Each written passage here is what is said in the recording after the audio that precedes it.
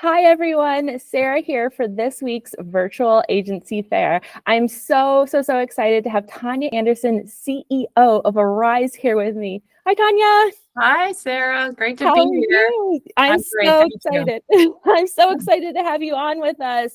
Arise has been so special and such, an extension of David's Refuge for so many years. We've partnered in so many ways that I'm just so excited to have you here with us and introduce Arise to some families that might not know all of the amazing things you guys do. Yeah, thank you. Thank you. Absolutely. So I'd love to hear just a little bit about you and your involvement with Arise. I know you're the CEO. Please tell me how did you get involved with Arise? Well, it's a long story, but it's a good story. So I'm real excited to be on your video cast because David Refuge is a great partner with Arise, and we serve many of the same families. So it really makes sense that we've been working together so well for so many years, and just really value that. And in terms of my story, I have a very personal connection to Arise. I was on the board of directors of Arise for about 17 years. Wow. The last 8, I was board president. And I knew we were doing great work, and I was very involved. My training is as a lawyer, so I wasn't really connected to the human services world in any other way. And then my daughter, Eliza, was born. She's 18, so she was born 18 years ago. And when she was 13 months old, she was diagnosed with a rare developmental disability.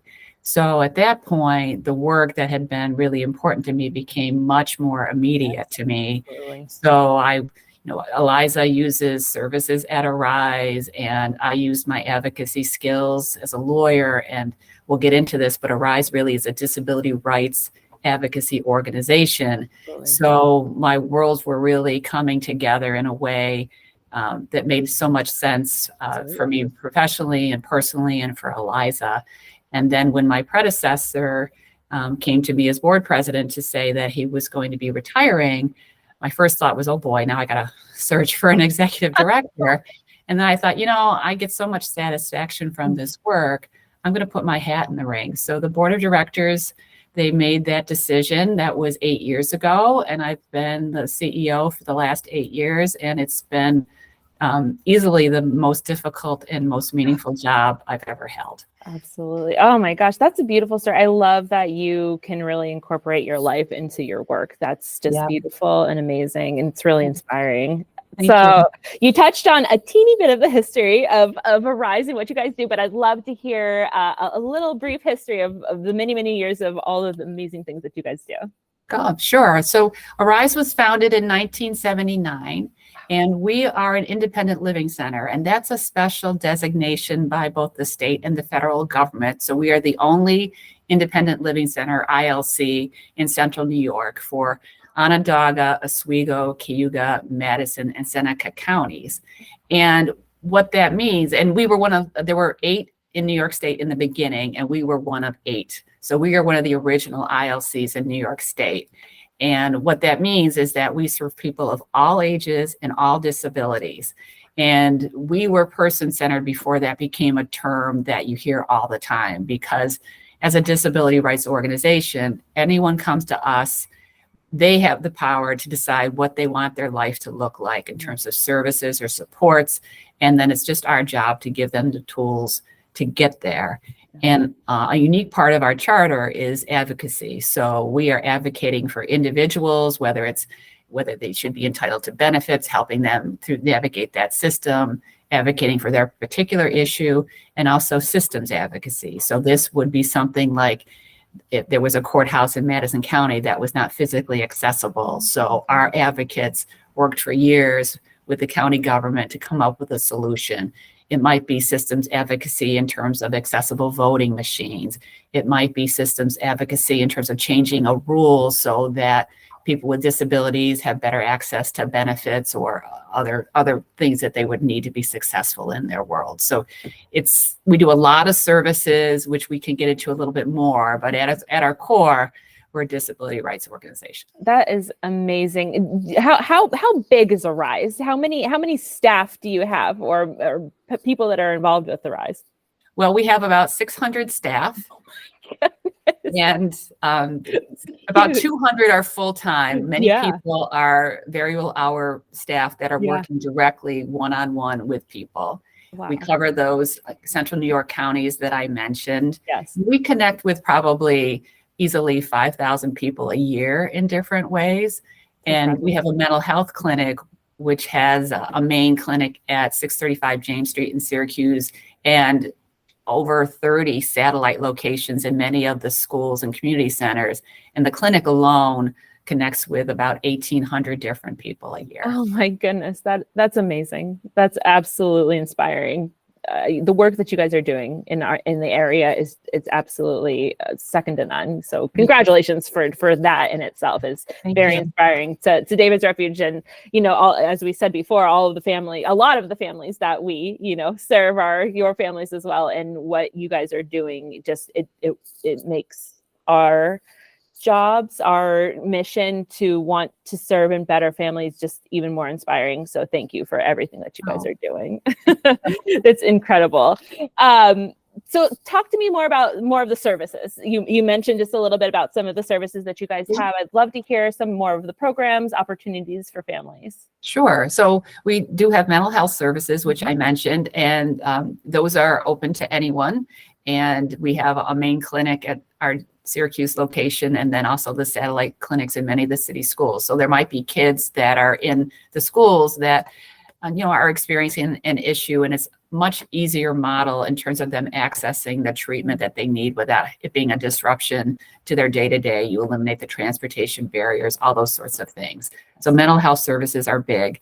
We have a lot of services for people with developmental disabilities, and these are something called community rehabilitation, which is a one-on-one support to help people achieve their goals that they set. We have some respite services, and we have employment services for people with developmental disabilities.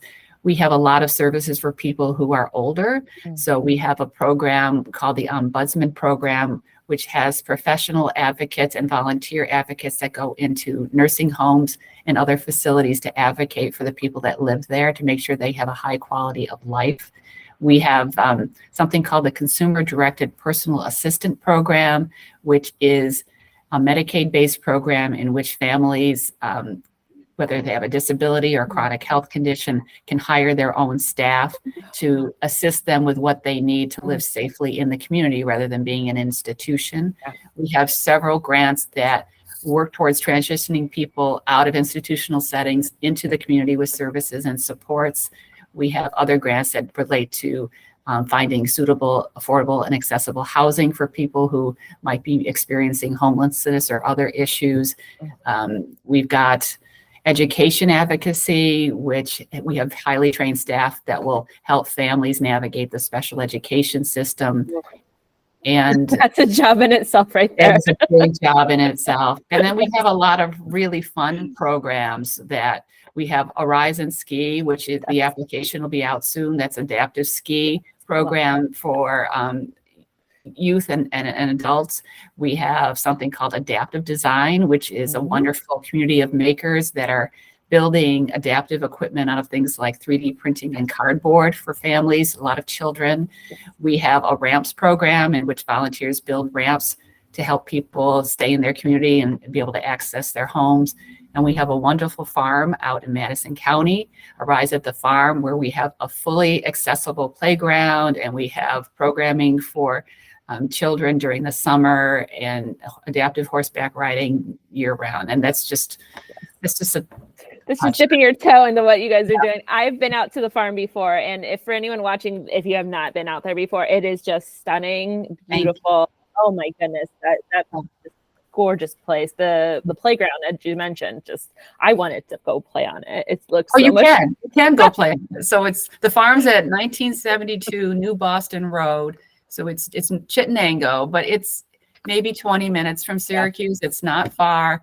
And our playground is open to the public. So if we're having programming, we shut it down for the kids that are in the program. But otherwise, the public can access it. There's also a track out there that's 7/8 of a mile that you can walk or roll or whatever and enjoy the facility, because it is beautiful out there. That's amazing. I'm sure it's impossible to just pick one special moment or, impact, but if you could think about one part of a program that's really stood out to you, is there a story you can tell us? There are a lot of stories, but I'm going to go back to my daughter, because she started horseback riding out at the farm when she was 3 years old. And, I was, as a mom, was just very protective, obviously, of her. She's very small, and she was on the biggest horse ever. And she's been riding ever since. And I can just say that experience, in terms of her physical strength, her core strength, helping her focus, building her confidence, has been amazing. And that's not the only service she's taken advantage of at Arise, and everything she's gotten with Arise has just been completely person-centered, has helped her develop as a young woman to be more confident. And she truly loves the folks here, and they love her. It's a really special relationship. And it's not just my daughter, it's really everyone that comes here. Anyone that I've heard of being a part of that program, as well as the ski program, well, anything that you guys do, but those programs in itself have just sung the praises of how amazing, just transformative your programs are. So amazing, absolutely amazing. So I'm sure I have so many families that want to learn more about how they can get involved in any way. What would you say would be a first step for families interested in learning more about you or just getting involved? Well, I would direct them to our website, which is ariseinc.org. And then we also have a Facebook page. Mm-hmm. And really, we try to lay it out there as clearly as we can in terms of the different kinds of services, and being able to reach out for more information. And whether someone wants to connect with us for programming or as a volunteer, that information is pretty much on the Facebook page and also on the website. That's fabulous. And you mentioned volunteers. It sounds like you have quite a lot of volunteer opportunities. You mentioned the ramp building program. Yeah. I would think that a volunteer could get directed to you guys in the same way. Or what other kind of volunteers opportunities may you have? So like you said, the ramp program is a big one. Adaptive design is a big volunteer program. Our ski program relies on volunteers, and also out at the farm. And then the other ombudsman also has highly trained volunteers. So there's lots of opportunities depending on your affinity. And I should have mentioned when I talked about way to learn more about Arise is that we have a podcast. So we've been doing this for over a year now. Every week, I interview a staff person or a community person about one of our programs or one of our stories. And it's a really good way for someone to get a deep dive into what we do. And they're just 15 minutes long. And those are hosted on Buzzsprout. So it's buzzsprout.com, and you just search Arise. And you've got a menu of about 60 different podcasts that you can learn more about what we do. I'll post that link in the description of this as well. So anyone listening to this can go check out your podcast. That's amazing. Well, I am so honored to be able to speak with you and learn more about Arise. Again, I've said it 5 times now, but what you guys are doing is just inspiring, and the community is just beyond grateful for you and your service at Arise. So thank you, Tania, for chatting with me, and I hope you have a wonderful holiday. Thanks. Same to you. It's been a real pleasure. Thank you, Sarah. Bye. Okay.